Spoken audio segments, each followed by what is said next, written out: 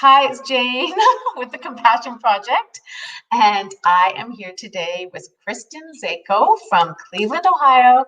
I'm super honored you're here, Kristin. Welcome. Thank you so much. It's always an honor to chat with you, Jane. This amazing woman has been through so much in her life, and she is a certified life and health coach. And she is strong and determined, resilient, and absolutely passionate about helping others and making a difference in the world. And you are definitely doing that. So today she's going to share her story on living with type 1 diabetes, Graves' disease, and how she overcame personal tragedy and loss, and now is able to live a life with no regrets, which we all want to do. And so many of us go through, dark times and things in our life, and sometimes it's so hard for people to pull out of the darkness. And I think your story is incredible. And yeah, so welcome. And to be honest, I'll be completely honest, I know nothing about diabetes. I didn't either. I didn't either. I didn't, and it almost killed me. So maybe let's go back to that day. It was your first wedding, and because you've been married twice, and your husband now is Jimmy. Yeah. And I heard he's amazing. So let's go back to September 27, 2003, your first wedding day. What happened? That's a day that all brides want to feel amazing, and so I was your typical wedding planner bride, like all in, so excited. And I woke up the morning feeling extremely ill. Like I was so sick to my stomach, and I ran into the kitchen and I was sick. I had to get sick. I couldn't even make it to the bathroom. I vomited in the kitchen sink, and that pretty much was the day. Here I am. I'm feeling so ill. Literally, I kept saying to everybody, I feel like I'm dying. Everyone's like, oh, it's your nerves. Oh, you just have a bug. Oh, it's this. Oh, it's that. And I'm like, no, I'm telling you, something is not right. I just could feel it, but I was determined to just power through the day and do whatever it took. What time was your wedding? What time was it? It was at noon. Oh, it was at noon. So early in the morning, you're sick to your stomach. Yeah, and a lot of brides would think that would be nerves. I didn't. I was the only person who didn't think it was nerves. I was the only person who was like, something's wrong. Wow. Yeah. Did you have any? I'm just super curious about this. So did you have any symptoms or signs the day before? So everybody asks me this, and here's the thing about diabetes, which is why I'm sharing my stories, to bring more awareness around it. I did have symptoms, but they were not consistent symptoms. Okay. And being somebody, and you as well, Jane, not knowing anything about diabetes, it nearly killed me. I did have excessive thirst, but then it would go away. I did have weight loss, but I was trying to lose weight because I was getting married. I did have chronic fatigue. Well, I was working a shit ton of hours and I was planning a wedding.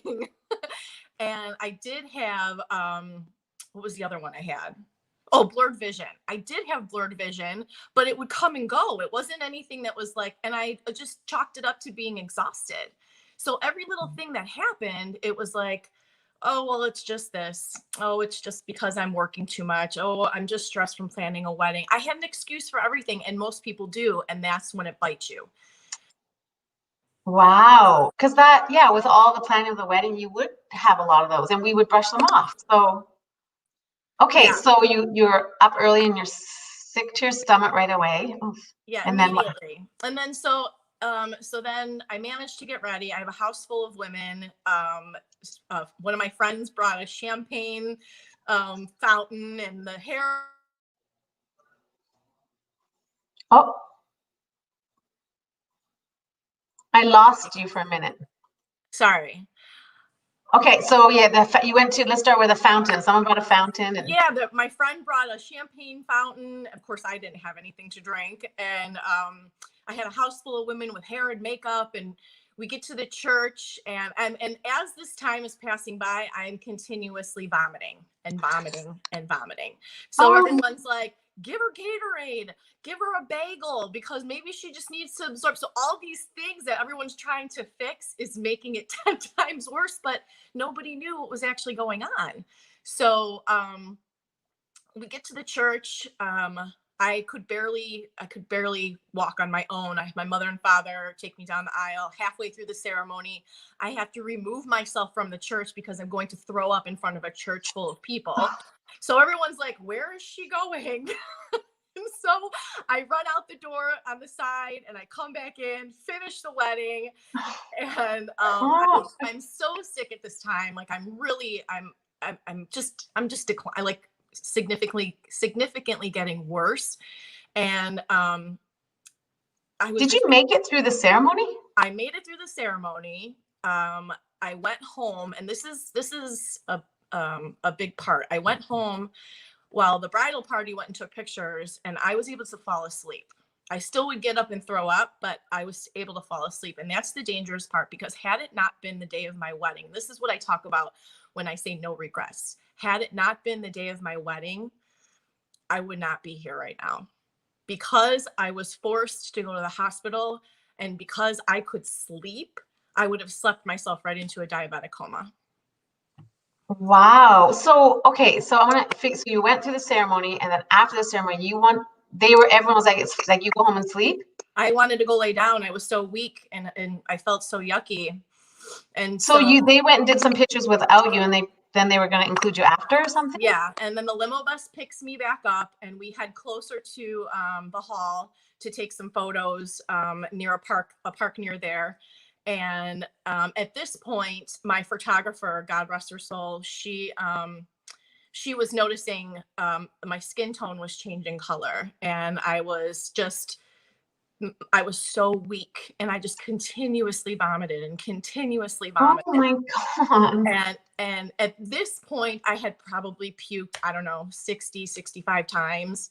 And I was refusing in my my hard-headedness not to go to the ER, because I'm like, this is my wedding. Like, I don't want to, I poured my heart and soul into this, right?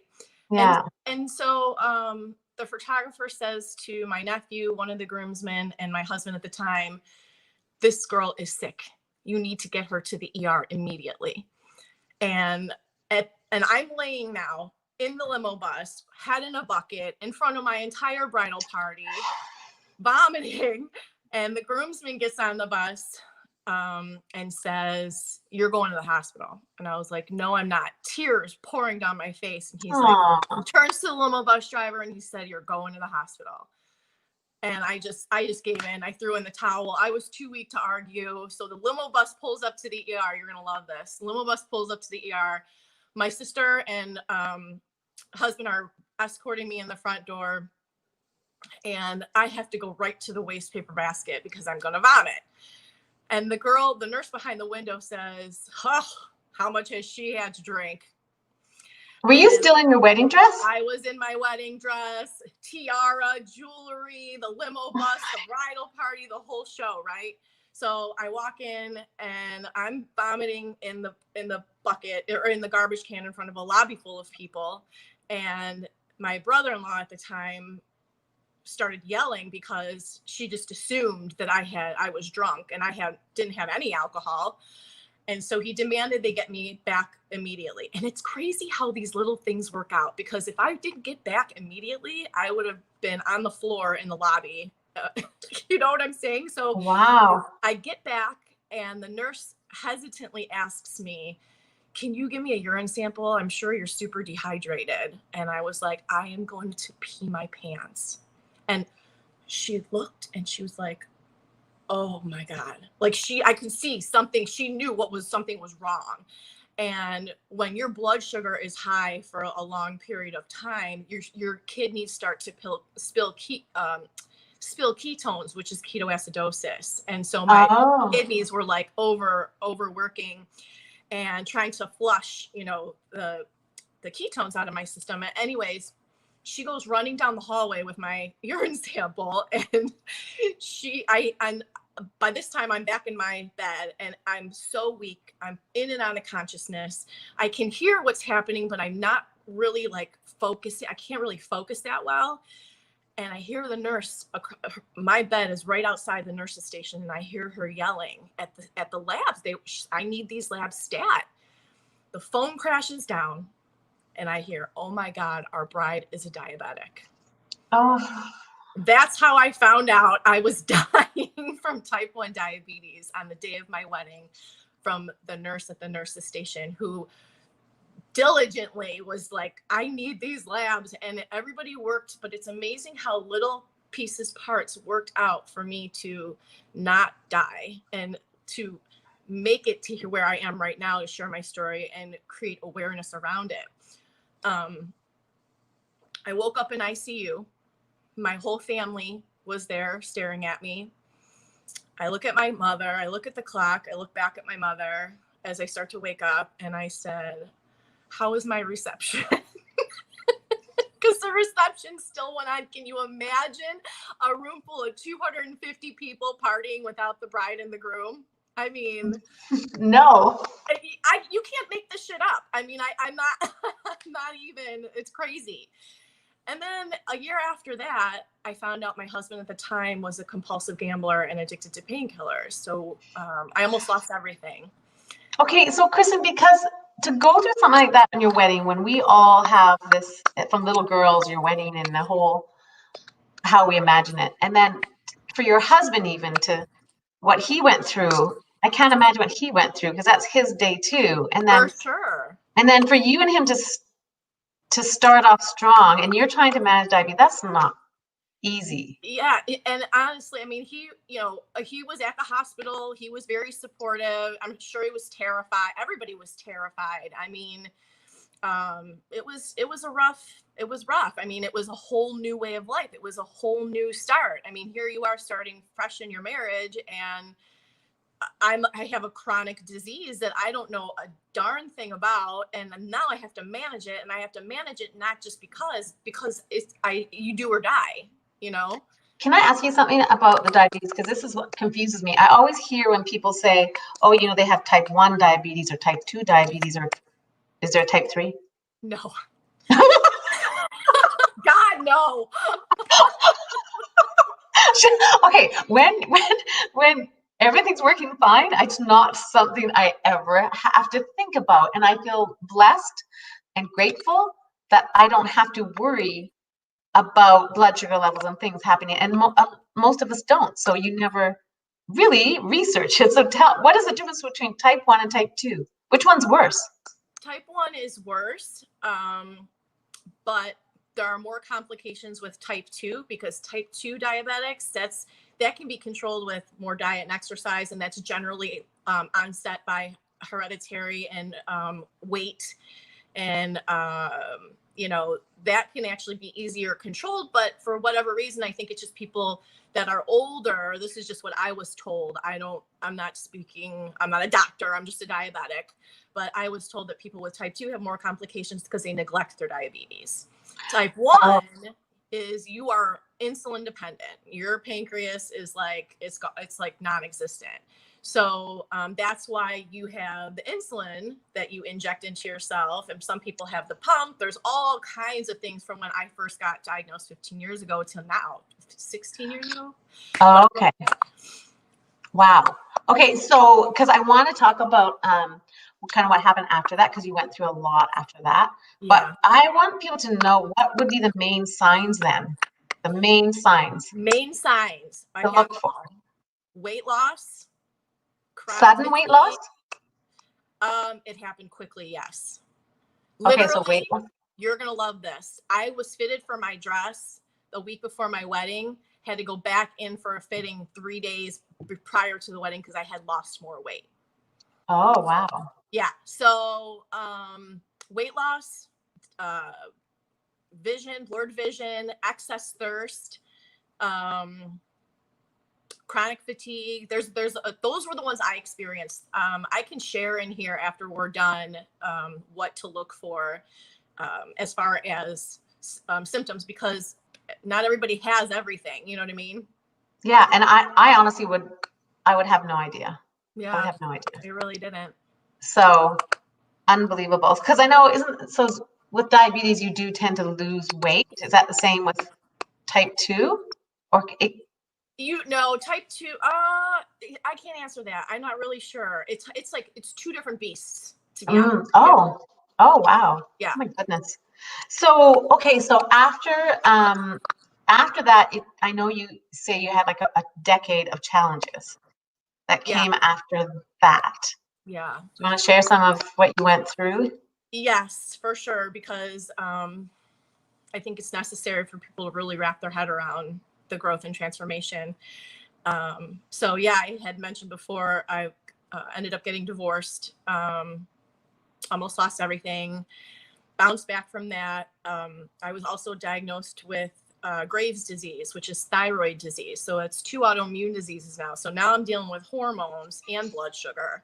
So the weight loss journey was really at a standstill and the energy was zapped. And my symptoms for that were, I was very anxious. I wanted to rip my own skin off. I was angry. I was combative. I was shaky. I was like, and what was happening, the reason I was feeling all these feels is because when you have Graves' disease, my thyroid was overproducing 200% of the hormones over what the normal person. Wow. And my blood sugar when I was in the hospital was over 700. It's supposed to be between 80 and 120. So how long were you married to your first husband? How long did that? We were married for 3 years. 3 years. Do you think high stress had anything to do with any of the, like getting Graves' disease or anything, or do you? I think stress, me personally, again, I'm not a doctor, but me personally, I think stress is the silent killer. Yeah. I think stress, shoots up your cortisol level, which screws up your whole adrenal gland system. Yeah. And compromises your immune system. So then your body begins to battle itself. And so they don't really know how I got diagnosed or how I got diabetes, and they don't really know it's autoimmune. There's a lot they don't know, it's right. a broad spectrum of all kinds of, what's the word? Symptoms, a lot of symptoms. And so they believe that because of the stress, potentially my body wasn't able to fight off a virus that attacked my pancreas and killed my pancreas. They don't really know how long I was diabetic for. It's just then they don't know how long I had thyroid disease as well. So that's the beauty of autoimmune. It's full of surprises. My goodness. Oh, okay. So you separated from your husband or divorced your husband, and now you're on your own. You're going through all this, and then. Well, and then I met my now husband. I lived next door to his family, and that's how I met him. So He didn't live there, but his family did, and it was pretty. It's amazing how it happened. He had the best mom, and we were super tight. So, that's good. Things just happen for a reason, you guys. There is no such thing as coincidence. So I met my now husband and got diagnosed with thyroid disease, and then my stepnephew Danny was killed in the Chardon school shooting.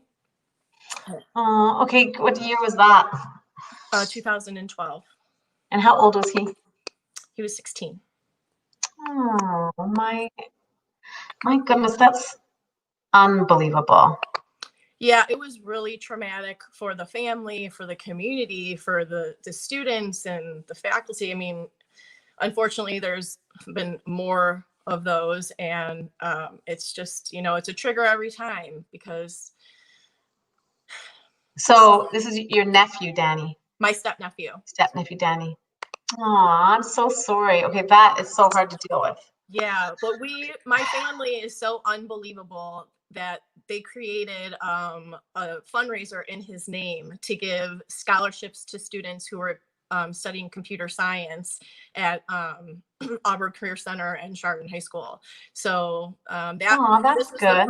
This was the first year we didn't have it. It was going to be the 8th year.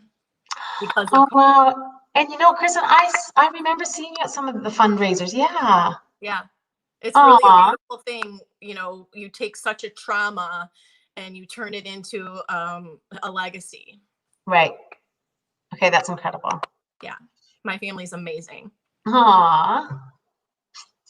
And then the straw that broke the camel's back was my nephew Nick. I don't have children, you guys, but my nieces and nephews are my kids. They're my loves. And now, are these your sister's children, or is it my sister's kids? Yes. And then my brother has a son, but Danny was my stepbrother's son. okay? Nick was my sister's son, and he was 26 years old, and he was killed in a solo car accident. And oh my goodness, I wrote it was on February 9th, 2016, right? And so he was like a son to you. I can't even. I'm sorry, I can't even imagine. I can't. It's still super raw, but I believe in my heart that he's exactly where he's supposed to be. And he knows he was loved. He knows he's missed. And, you know, when people leave us, this grieving process is like, whoa. It never goes away. It never goes away. But there is always some sort of beauty to see in something. And even in the most tragic situations, and I think that that's where I've grown to. It's taken time, but it started with choice, you know, and it doesn't make me any less sad or hurt that Nick and all this trauma has happened in my life. But there are people that have gone through so much more, and you've had some guests on here that were unbelievable.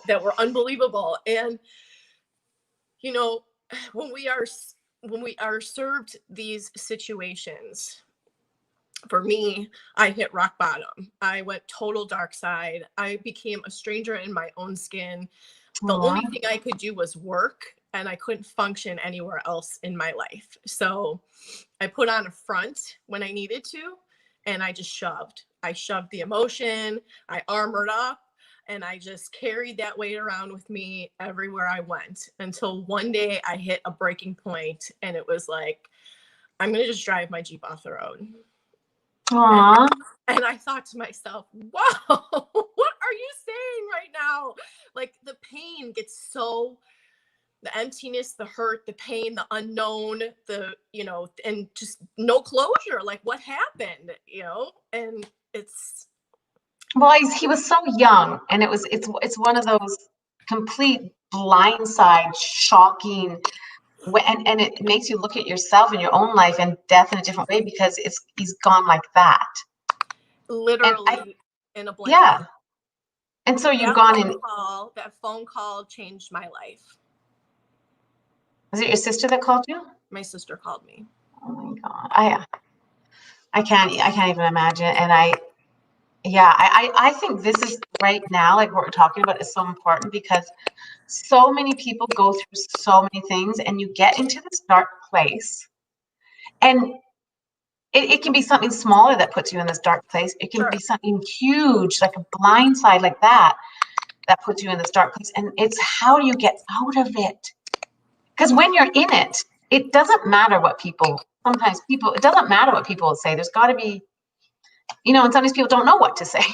And that's the thing. I mean, nobody knows how you're feeling, and then you feel alone. And then you try to talk to somebody, and people look at you like, are you still talking about this? This still bothers you? Like, nobody, and here's the thing. Pain is pain is pain. Depression is depression is depression. Whatever your trigger is and how you're feeling doesn't make it like, anybody's depression is worse than anybody else's. It's just, this is where I was. I was so heavy and so lost and so empty. And I just didn't know which direction to go until that crazy thought popped in my head. And I was like, oh, this is not good. It was so far from the person that I am. Yeah. That you can understand how scared and lost I was. And it wasn't until I found people with similar stories that have lost and suffered from horrible grief. Danette May lost her son. And then I started listening to more people's stories and realizing I don't have to stay stuck here. I don't have to stay in this dark side, in this place. I am meant for so much more. And so it started with a choice. I made a choice. I want my life back. I cannot stay here, whatever it takes. And that's where my heart-driven, wholeheartedly, passion, resilience, that's where it all comes in. But it wasn't easy. But I cannot tell you enough. Start somewhere. Start somewhere. Make the choice, because you do not have to stay stuck in that story. Every single one of us has the ability to rewrite our story. And that's exactly what I've done over the last 4 years. And it's been quite an adventure. However, I wouldn't be the woman I am today or have the life I have today had I not gone through so much trauma and tragedy. And there will be more. But now I have tools. Now I have created all kinds of things, and I have rituals that are non-negotiables for me. I have healthy boundaries with people. It's all goes hand in hand. And when that one thing feels like it's in alignment, then another thing comes into alignment, and then another thing, and then you start to see more and more light at the end of the tunnel. You start to shine your own light. People start to see it. Your energy starts to be absorbed by other people, and they're like, oh my gosh, I can't tell you how many random strangers come up to me at the grocery store, at anywhere, at CVS, and they start telling me their life story. I'm not kidding. True story. I was at Cedar Point with my husband and my brother and my nephew, and this woman sat down for 45 minutes and told me her entire life story, what was happening. And I sat there and listened to her. My husband was like, what was that? I mean, and she got like deep, like super deep. That's because you have that, you can feel your heart and your goodness, and that people can trust you. And honestly, you blow me away. You're incredible, like what you've gone through. And I just think it's so amazing when someone can take what they've gone through and now turn it around and use it to help others, because all of us in our life go through stuff. And it's when you get into that personal growth and you can see things differently, like it changes the way you look at things. Oh, I love that line. If you change the way you look at things, the things you look at change. I think that's Jim Rohn. But I love that.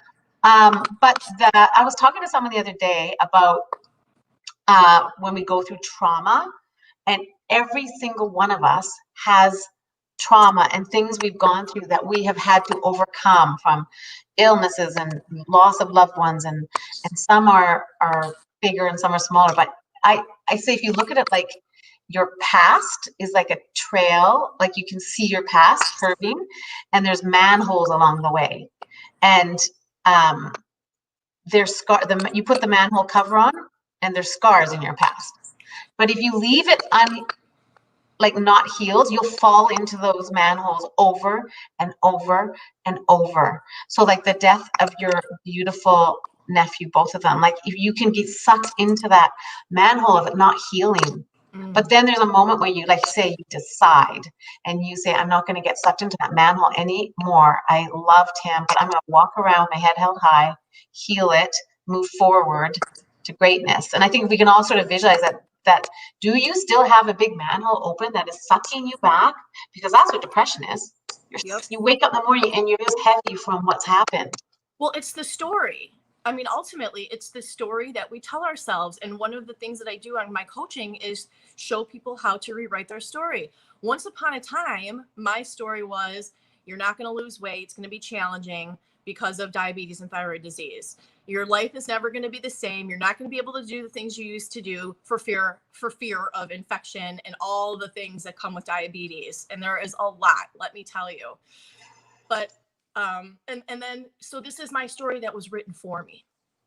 And how many of us have stories that were written for us, rather than stepping back, checking in? This doesn't feel right for me. This life doesn't even feel like mine. So what do I need to do? What is the choice that I need to make? And what's the action I need to take?